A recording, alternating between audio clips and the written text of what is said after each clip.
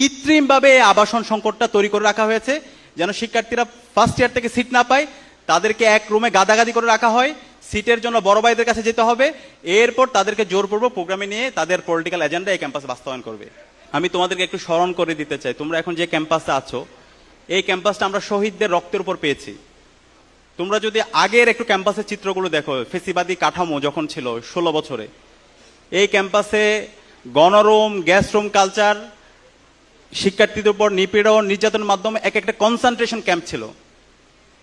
শিক্ষার্থীদের পড়াশোনার কোনো ধরনের অধিকার ছিল না। প্রত্যেকটা হলে জোরপূর্বক প্রোগ্রামে নিয়ে যাওয়া, রাতে দিনে দিনের পর দিন জোরপূর্বক প্রোগ্রামে নিয়ে যাওয়া, ভাইয়ের পিছনে রাজনীতি করানো, ঘন্টার পর ঘন্টা মধুর ক্যান্টিনে বসায় রাখা, তাদের বিভিন্ন ধরনের নেত্রীরা আসে, নেতারা আসে, প্রধানমন্ত্রী আসে, সেটার জন্য প্রোটোকল দেওয়ানো, এই ধরনের বাজে সংস্কৃতির মধ্য দিয়ে এখানকার শিক্ষার্থীদেরকে যেতে হয়েছে।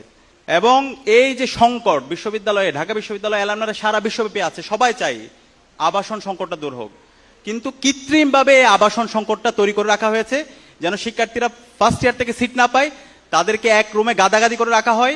সিটের জন্য বড় ভাইদের কাছে যেতে হবে, এরপর তাদেরকে জোরপূর্বক প্রোগ্রামে নিয়ে তাদের পলিটিক্যাল এজেন্ডা এই ক্যাম্পাসে বাস্তবায়ন করবে। কিন্তু আজকে জুলাই বিপ্লব এবং বিপ্লব পরবর্তী এই ধরনের দাসত্বের রাজনীতির কবর আমরা রচনা করেছি। এখন এই ক্যাম্পাসটা তোমাদের হাতে দিয়ে গেলাম। তোমরা যদি ইউনাইটেড থাকো, তোমরা যদি তোমাদের শিরদাঁড়াকে উঁচু রাখো, তোমরা যদি এই গণরুম, গ্যাস রুম কালচারের বিরুদ্ধে, এই ফাও খাওয়া রাজনীতির বিরুদ্ধে, এই পেশি রাজনীতির বিরুদ্ধে তোমরা যদি ঐক্যবদ্ধভাবে এটার বিরুদ্ধে কথা বলতে পারো, তাহলে এই ক্যাম্পাসে আর কখনো গণরুম, গ্যাস রুম কালচার ফিরবে না ইনশাআল্লাহ। আমি কি তোমাদের থেকে সেই কমিটমেন্টটা নিতে পারি? তোমরা কি পারবা ইনশাআল্লাহ? ইনশাআল্লাহ। এবং এই যে আবাসন সংকটের কথা বললাম, সেই আবাসন সংকট দূর করার জন্য ডাকসুতে দায়িত্ব নেওয়ার পর আমরা গত 7.5 মাস ধরে আমরা কাজ করছি। আমরা প্রতিদিন এই বিশ্ববিদ্যালয় প্রশাসনকে আমরা এটার কাজ শুরু করার জন্য দৃষ্টি আকর্ষণ করছি। হল যদি আমরা তোমাদেরকে ফার্স্ট ইয়ার থেকে হলটা দিয়ে, হলের সিট দিয়ে দিতে পারতাম সেটা খুবই ভালো হতো, কিন্তু হল নির্মাণ হওয়ার জন্য একটু সময় লাগবে। আমরা সেই প্রসেস শুরু করে দিয়েছি। তোমরা জেনে নিশ্চয়ই আনন্দিত হবা, তোমাদের জন্য আমরা 2841 কোটি টাকার একটা প্রকল্প বিশ্ববিদ্যালয় প্রশাসন এবং ওই সময় যারা ছাত্র নেতৃত্ব ছিল, ছাত্র সংগঠন, আমরা সবাই মিলে এই প্রকল্প নিয়ে এসেছিলাম। 2841 কোটি টাকার এই প্রকল্পের আওতায় ঢাকা বিশ্ববিদ্যালয়ে ছাত্রীদের জন্য মোট 5টা হল, ছাত্রদের জন্য মোট 5টা হল, মোট 10টা হল নির্মাণ হবে। এর বাইরে চায়না থেকে আজকে আমরা ডাকসুর 15 জন সদস্য, বিপিজিএস যেসব 15 জন সদস্য চায়না যাচ্ছি, চায়না থেকে আবার ছাত্রীদের জন্য 1500 সিটের একটা হল নির্মাণের জন্য ইতিমধ্যে তার অনুমোদন দিয়ে দিয়েছে।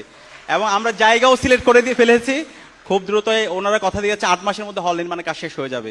ইতিমধ্যে প্রকল্পের টাকা চলে এসেছে। প্রকল্পের কাজ শুরু করার জন্য বিশ্ববিদ্যালয় প্রশাসন তারা বিভিন্নভাবে রিভিউ, তারা এটাকে দেরি করতে চাচ্ছে।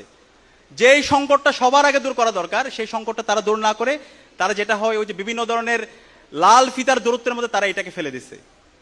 তো তারা চায়, আমার কাছে মনে হচ্ছে, আবার সেই পিছনের রাজনীতির দিকে ফিরে যাওয়া।